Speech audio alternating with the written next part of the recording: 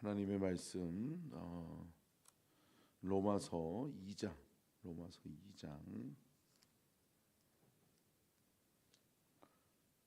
3절부터 4절까지만 보도록 하겠습니다. 3절과 4절을 봅니다. 3절 4절.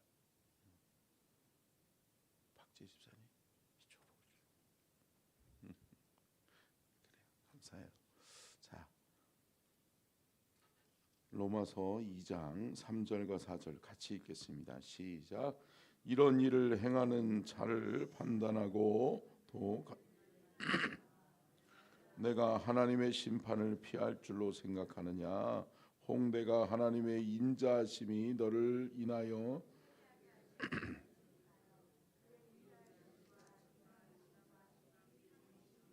풍성함을 멸시하느냐? 아멘. 말씀의 제목 띄워주시고요. 같이 읽겠습니다. 시작. 가장 어리석은 죄인, 회개할 기회를 놓친 사람.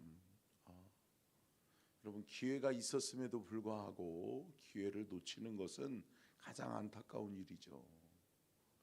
사랑하는 성도 여러분, 저와 여러분의 인생 여정 속에 하나님이 주시는 기회가 있다.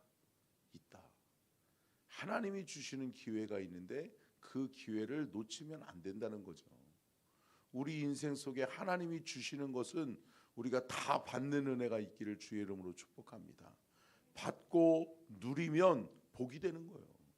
근데 받지 못하니까 복이 없어. 받지 못하니까 우리의 인생 가운데 누릴 것이 없어.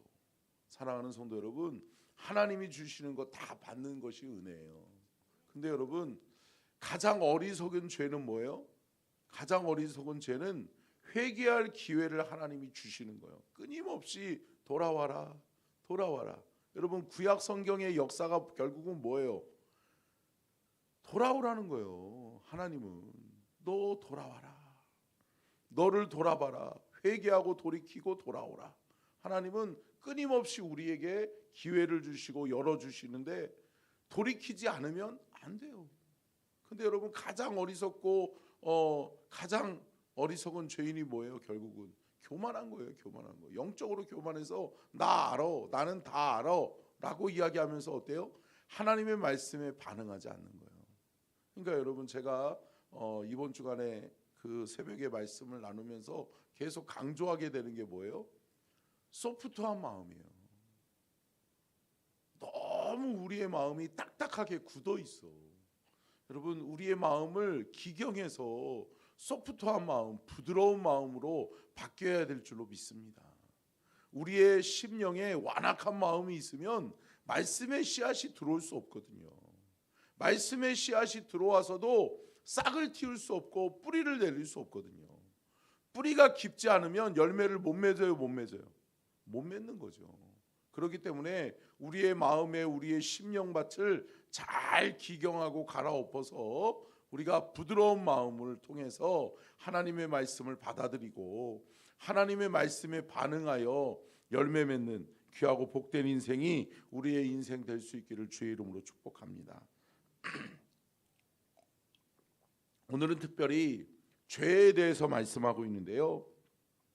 3절 말씀 다시 한번 읽어보겠습니다. 3절이요.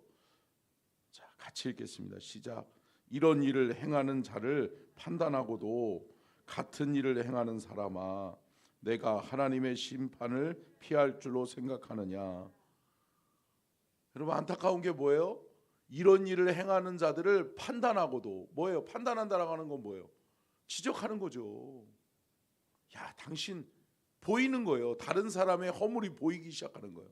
다른 사람들의 죄가 보이기 시작하는 거예요. 근데 가장 안타까운 건 뭐예요? 다른 사람의 죄는 보여서 지적하면서 하나님이 내 인생에 보여주시는 나의 죄는 보지 못하는 거예요. 아멘. 다른 사람의 죄는, 허물은 들춰내고 지적하면서 나는 안 바뀌고 있는 거예요. 똑같이 그 사람이 하는 행동을 내가 하고 있으면서 나는 돌아보지 못하고 다른 사람의 잘못만을 들춰내는 그런 일을 하는 사람을 가리키고 있죠. 자, 4절 말씀도 보겠습니다. 4절 시작. 혹 내가 하나님의 인자하심이 너를 인도하여 회개하게 하심을 알지 못하여 그의 인자하심과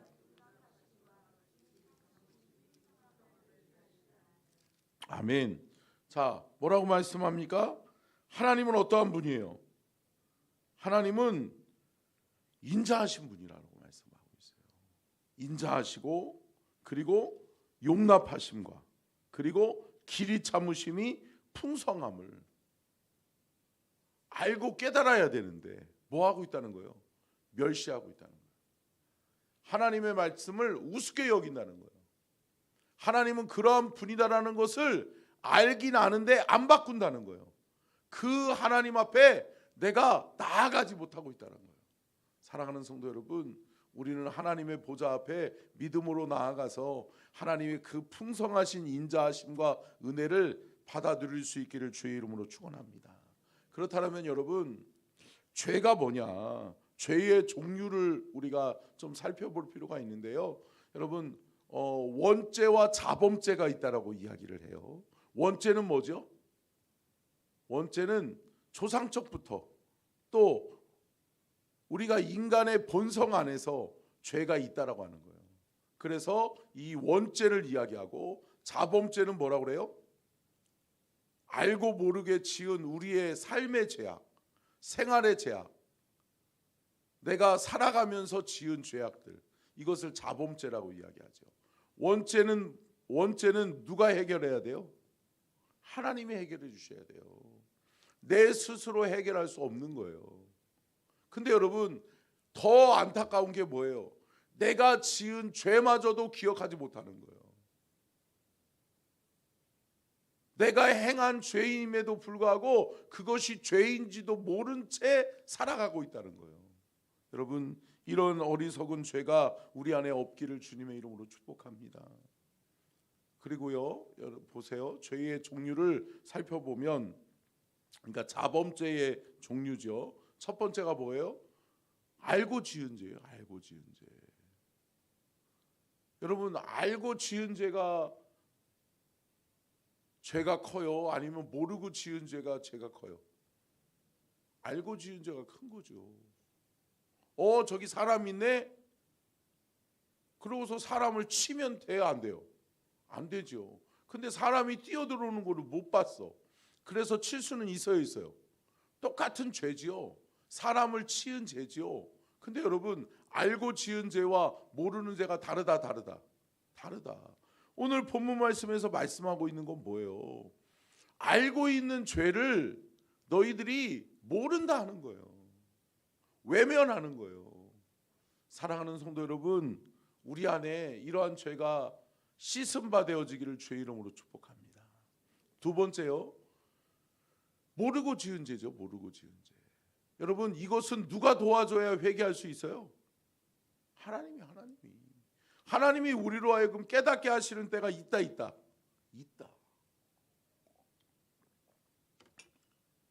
그래서 인간은 알고 모르고 지은 죄들이 있지만 그 모든 죄를 사하게 하시는 능력은 누구에게 있어요? 예수 그리스도의 보혈의 피에 있는 거예요.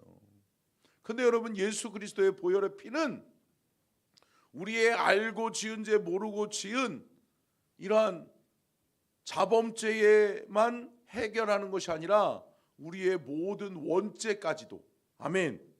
여러분, 우리의 모든 죄를 사하심은 예수 그리스도의 보혈의 피밖에 없는 줄로 믿습니다. 여러분, 우리는 이것을 의지하고 살아가야 돼요. 이것을 믿고 예수 십자가를 날마다 의지하고 십자가의 거울 앞에 우리를 비춰보는 거예요. 나를 비춰보는 거예요. 그래서 그래, 내가 죄인이지, 내 생각이 죄악이지, 내 말이 죄악이지, 내 행동이 죄악이지. 여러분, 이것을 깨닫는 은혜가 있기를 주님의 이름으로 축복합니다. 여러분, 성경에 보면 이방인들이 등장하잖아요. 이방인들. 근데 여러분, 이방인들을 유대인들이 무시하죠. 왜 그래요? 그러니까 유대인들은 기본적으로 무슨 사상이 있냐면 선민 사상이 있는 거예요. 그러니까 나는 택한 백성이야. 우리는 하나님이 택하셨어. 그렇기 때문에 늘 이 선민상의 사상에 사로잡혀서 다른 사람들을, 다른 이방인들을 하대하고 우습게 여겨요. 근데 여러분 결국은 뭐예요? 자기네들이 우습게 여겼던 민족들에게 먹힘을 당해요, 당하잖아요. 왜 그러죠? 왜 그렇죠? 하나님 섬기지 않으니까. 하나님이 주인 되셔야 택한 백성으로서의 삶을 살아가는 거거든요. 할렐루야. 택한 백성은 하나님의 보호하심으로 이기고 하나님의 보호하심으로 승리하는 건데, 하나님의 보호하심이 없이 하나님 없는 삶을 살아가면서 나는 하나님이 지켜주실 거야. 아니요, 착각이에요. 가장 어리석은 거예요. 사랑하는 성도 여러분, 하나님이 함께 하셔야 우리의 삶이 복되고 은혜로운 줄로 믿습니다. 근데 여러분, 이방인들은 뭐예요? 이방인들은 드러난 죄인이에요. 드러난 죄인. 결국은 하나님 없는 인생을 살아갈 수밖에 없는 죄인들. 근데 여러분, 이들에게까지도 주의 복음을 증거하게 된 게 누구 때문이에요? 사도 바울이죠. 사도 바울을 통해서 이방인에게 복음이 증거되어지고 최초의 이방인 전도자는 빌립이었죠. 그런데 빌립과 함께 이방인들의 복음을 위하여 쓰임받고 태청함 받은 사람이 사도 바울이에요. 그래서 오늘 로마서는 누구를 향한? 로마의 성도들, 또 이방인들에게 하나님께서 구원의 은총을 내려주시기 위해서 주신 하나님의 말씀이요 작품인 줄로 믿습니다. 근데 제가 이 로마서를 쓰여지는 배경을 말씀드렸잖아요. 여러분 생각해 보세요. 바울이 내가 로마에 가야지, 로마에 가서 주의 복음을 증거해야 되지, 이 마음이 가득했거든요. 근데 첫 번에 하나님이 오케이 갔다 와 그랬으면 여러분 이 로마서가 쓰여졌다 못 쓰여졌다? 안 쓰여지죠. 로마의 성도들에게 주의 복음을 증거하고 싶은데 갈 길이 안 열리는 거예요. 몇 년을 기다려도 하나님께서 로마에 갈 수 있는 기회를 안 주시는 거예요. 로마의 성도들을 생각하면서 내가 묵상하다가 내가 가서 주의 복음을 증거하려고 했으나 안 되는 거예요. 막히는 거예요. 그러다 보니까 바울은 원래 언변이 뛰어난 사람은 아니에요. 바울의 주특기가 뭐예요? 쓰는 거예요. 쓰는 거. 그러다 보니까 바울이 마지막 작품으로 로마서를 기록하는 거예요. 그러면서 로마서가 태어나고 로마서를 통해서 수많은 하나님의 사람들이 영이 살아나고 영적으로 깨어나는 줄로 믿습니다. 그러니까 여러분 이 로마서를 통해서 하나님의 복음을 받아들이기를 원한 거예요. 근데 이것은 이방인을 향한 말씀이요 또한 이방인을 구원하기 위한 하나님의 계획이었던 것을 우리는 깨달아야 될 줄로 믿습니다. 두 번째요. 유대인들이죠. 유대인. 바리새인이라고도 이야기하죠. 여러분 이들은 뭐죠? 숨겨진 죄인이에요. 숨겨진 죄인. 나 교회 다녀? 나 교회 집사요? 나 교회 권사요? 나 교회 장로요? 그러면서 뭐죠? 나는 하나님의 사람이라고 생각하고 살아가는 거예요. 근데 뭐죠? 정작 하나님이 보시기에는 어떻죠? 죄인 중에 괴수인 거죠. 하나님 없이 살면서도 하나님은 나를 지켜주실 것이다라고 하는 유대인들과 똑같은 선민의식을 가지고 살아가는 거예요. 그러면서 착각하고 살아가는 거예요. 이만하면 됐지 뭐. 내가 11조 드리는데, 내가 땅을 팔아서도 하나님께 돈을 드리는데, 물질을 재물을 드리는데 이러는 거죠. 여러분 그러면서 우리가 살펴봤던 것처럼 뭐예요? 아나니아와 삽비라. 아나니아와 삽비라는 하나님 앞에 헌금 드리다가 죽었어. 이거는 초대교회의 큰 위기일 수 있어요. 왜냐하면 아나니아와 삽비라 자체가 초대교회의 중직자였거든요. 초대교회의 리더였거든요. 근데 여러분 리더요 중직자였던 사람이 하나님 앞에 헌금 드리다가 죽었어. 근데 여러분 이것이 초대교회가 세워지는 큰 하나님의 역사인 줄로 믿습니다. 그 아나니아와 삽비라 이후에 뭐예요? 많은 사람들이 두렵고 떨리는 마음이 있어요? 있구나.